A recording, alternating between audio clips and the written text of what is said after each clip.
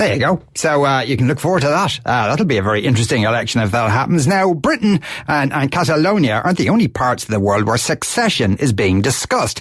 Daniel Miller is president of the Texas Nationalist Movement, which wishes to leave the United States. Daniel, good afternoon to you. Good afternoon or morning here in Texas. Indeed. So could you outline for us, I suppose, why Texas is different to the rest of the U.S.? Yeah, Texas has a unique history, having been an independent republic for a period back in the 1800s. But Texas, I guess as a result of that, has always had a fiercely independent streak. And so, this idea of Texas becoming an independent nation has been prevalent throughout our history. And, since 2005, our organization, the Texas Nationalist Movement, has been the first real political move toward making that a reality. Now, I'm addressing this question obviously from a distance as a non-American, but to me, an Irish person, okay, the different states have differences, but you're all Americans. Well, I think Texans would probably take a bit umbrage to that because Texans are probably more American than most Americans. But the fact is that sort of identity, Texas has this unique identity. But really, the case gets down to whether or not this political and economic union that is the United States of America is best serving the interests of the people of Texas. And it's one of the reasons that when we started our political movement back in 2005, support for independence was polling in single digits, and now we're looking at over half of Republicans, about half of independent voters, and right at 1/3 of Democrats in support of Texas becoming its own self-governing independent nation state. So how is being part of the union damaging Texas's interests? Well, in numerous ways. I mean, I wrote an entire book about the issue called TEXIT, of all things. But look, let's just put it right here, right now. At least for the past 15, perhaps 20 years, Texas has overpaid somewhere between $103 to $160 billion into the federal government. That's money that comes out of the pockets of Texas taxpayers that goes into the federal government that we never see again. And then any of that money that comes back to Texas is sent to us with strings attached. So we're being mismanaged. Our money's being mismanaged by 2.5 million unelected bureaucrats in Washington, D.C., and about 180,000 pages of federal laws, rules, and regulations that diminish the value of our take-home pay by about 85%. So that's just one area. Though that argument that you just outlined there sounds to me very much like a Republican or a Libertarian argument. And people who might make such a similar argument want a smaller role for central government, but they wouldn't necessarily be putting forward succession as the answer to those problems. Well, and I would counter with this. I mean, you would say that it would be a Republican or Libertarian viewpoint, but I say it's the viewpoint of self-determination. Much like, and again, this is a view from across the pond, but, much like Ireland struggled for its independence from the United Kingdom, there was a fundamental reexamination of a political association. And is that relationship best serving the people that it's intended to lord over? Ireland made that decision, and what we find is that at the end of World War II, there were 54 recognized countries. At the end of the 20th century, there were 192. This drive towards self-determination and self-governance and being able to create your own political and economic destiny is something that really has swept the globe since the end of World War II. And we're just proud that we're going to have that opportunity here in Texas to exercise our right of self-determination. And so an independent Texas, in what ways would it differ from the country around it? Well, I think you hit on something that I believe is a wonderful observation of the Texas attitude. Texas, back when Texas was an independent republic, our first president, Sam Houston, was fond of saying the government that governs best governs least. There was this sense, this independent streak that says, look, we here in Texas don't want an intrusive government. And what we have found is even under the federal government by Texas being able, through its limited autonomy, to pursue its own economic policies.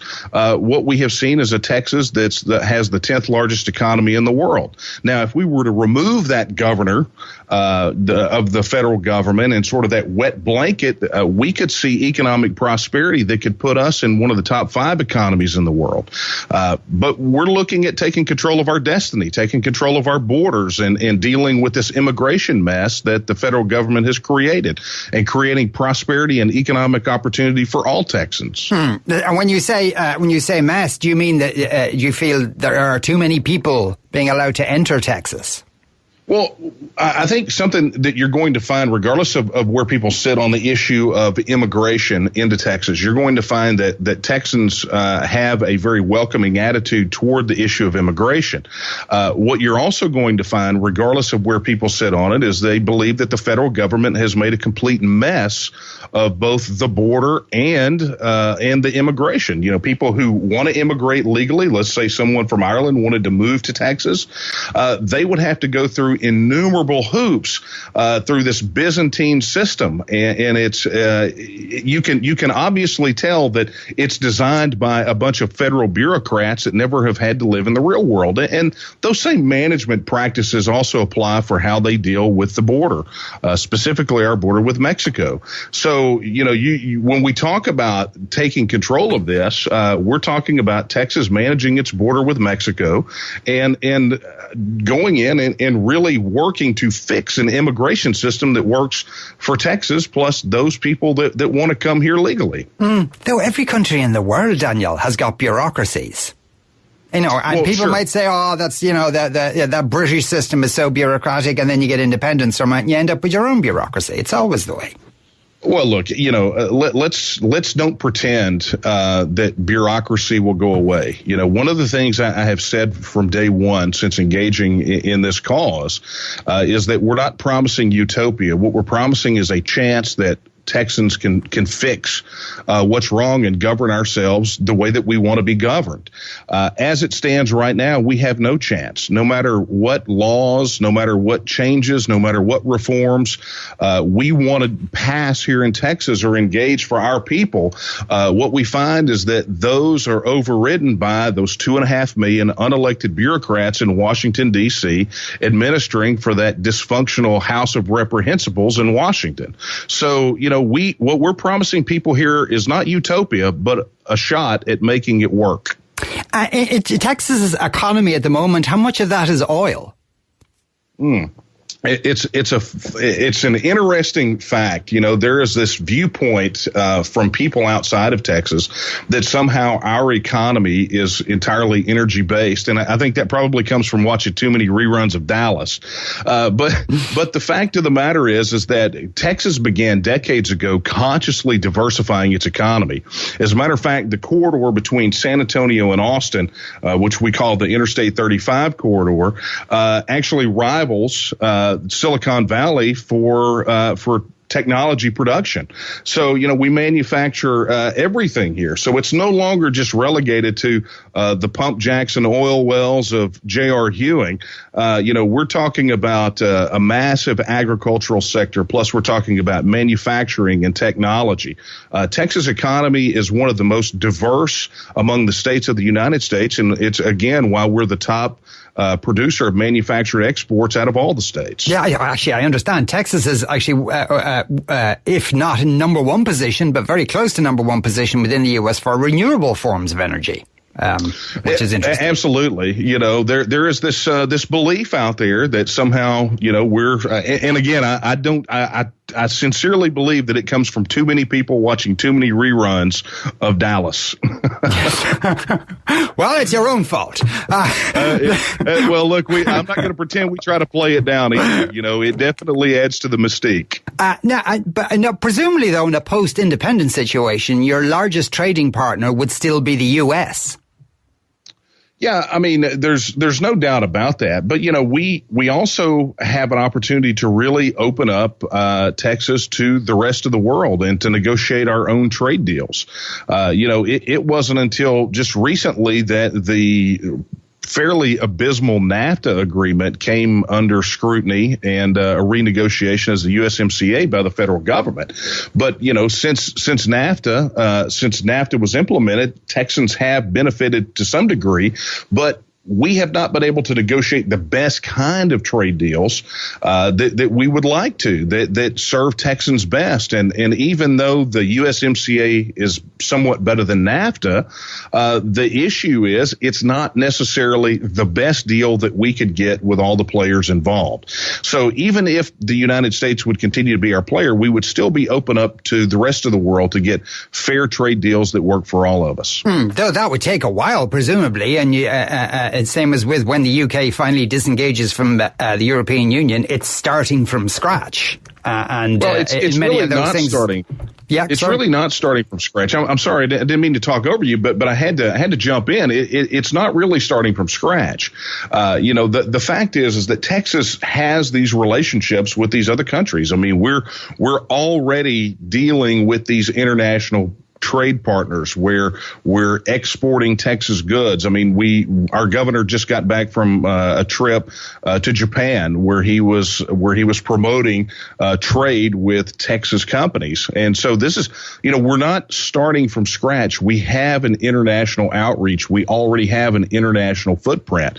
The one thing that we don't have is we don't have the ability to govern ourselves and negotiate those types of those kinds of trade deals.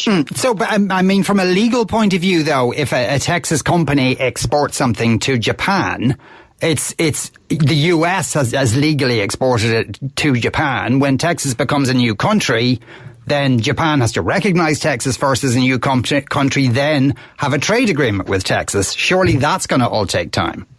Well, it does take time, but there is this feeling that independence. When we talk about independence, there's this feeling that it's embodied in a single act. We talk about a Brexit style referendum here, and I don't really like that term Brexit style referendum because most of the countries that have gained their independence over the last 70 years have done so via a referendum, right? So, but let's say we have a referendum here. There's this misconception that all of a sudden, when the vote tallies come in and Texans say that they want to leave, that it happens tomorrow. And I'm sure, being as close as you are to the UK, you understand that that's not how it works. The good news is that's not how it's worked really for anyone. There is this period of transition and negotiation. These are things I cover extensively in my book to try to really dispel some of these misconceptions. Yeah. Now, correct me if I'm wrong. As far as I know, there's nothing in the U.S. Constitution to provide for a state succeeding from the Union. So this would be completely new territory, I assume. Well, that's, again, yet another misconception about the United States Constitution. The United States Constitution is essentially a contract between the states. And the federal government and its powers are contained within that. And it says this is what the federal government does. But it has a specific section that deals with what is prohibited to the states. And the fact is that no state under the Constitution is prohibited from withdrawing from the Union. As a matter of fact, according to a specific clause in the 10th Amendment, anything not granted to the federal government, any power not granted to the federal government nor prohibited by the states is reserved to the states.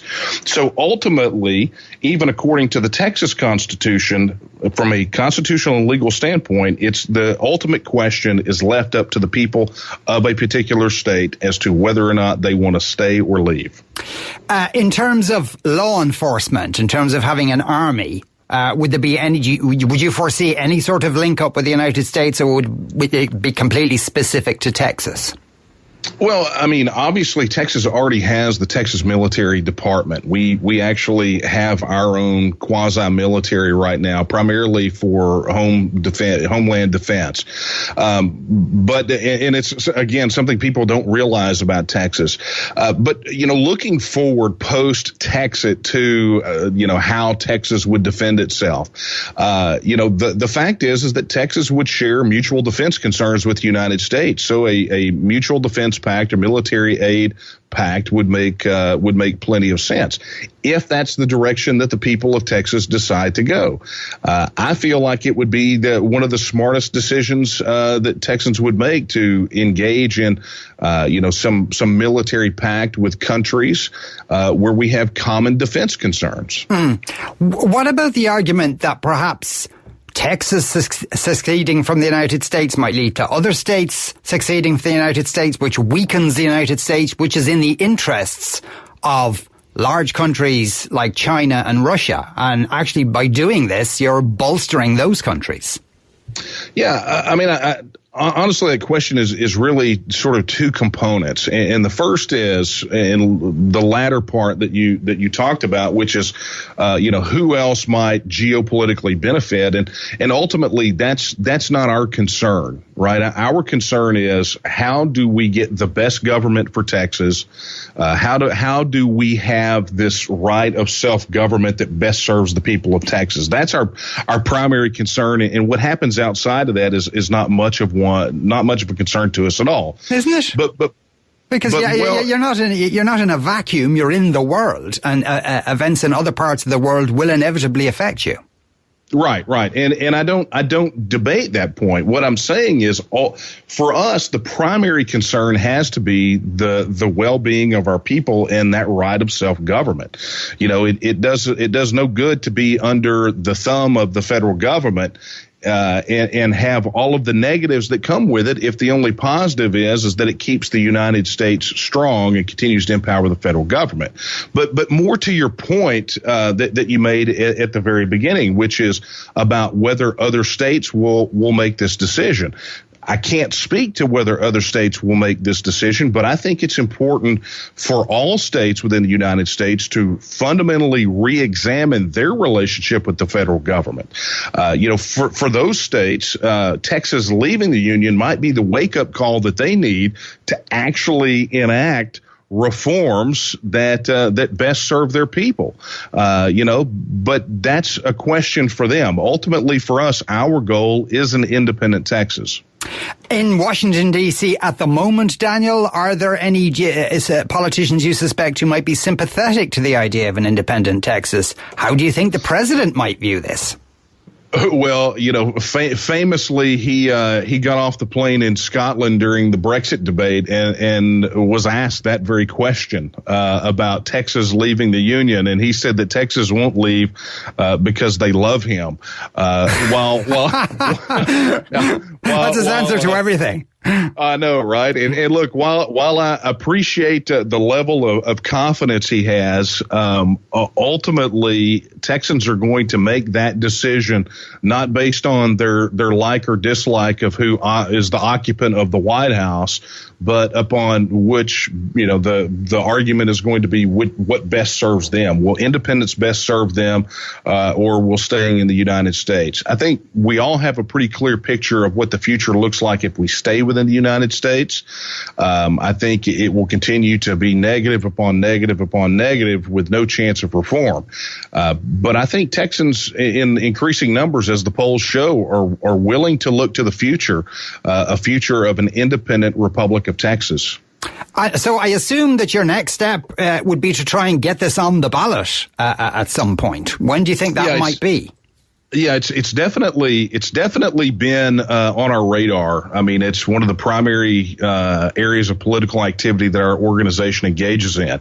Right now, our biggest bottleneck on this issue is the Texas legislature, and we work diligently every single legislative session. And something most people probably don't realize about our legislature here is that it only meets for 140 days every other year.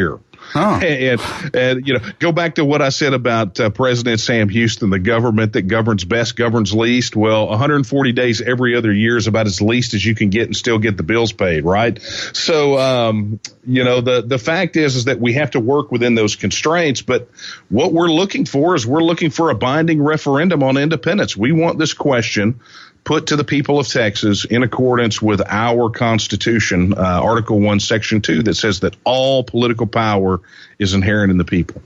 Daniel, thanks very much for speaking with us today. That was Daniel Miller, the president of the Texas Nationalist Movement. We're going to take a break. After that, the oldest burger in the world.